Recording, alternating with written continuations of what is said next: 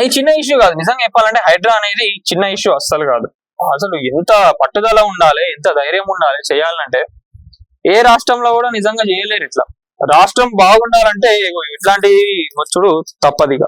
మల్లారెడ్డి అక్రమ భవనాలు మటాష్, అసదుద్దీన్ ఓవైసీ చెరువు కబ్జా కహాని కథం.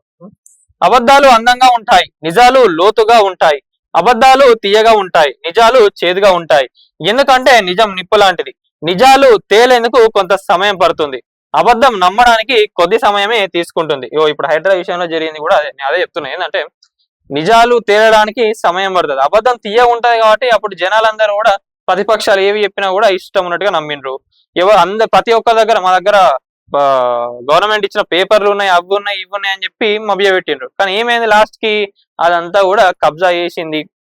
వాస్తవంగా కొంతమందిని ఏంటంటే ఈ బిల్డర్లు ఎవరైతే ఉన్నారో, అమాయకపు జనాలు ఎవరైతే ఉన్నారో వాళ్ళని మోసం చేసి అమ్మడం జరిగింది. కొంతమందికి తెలిసి కొనుక్కున్నారు. ఏమైతుంది లే, ఎవరు వస్తారులే అని అనుకున్నారు. హైడ్రా వచ్చింది.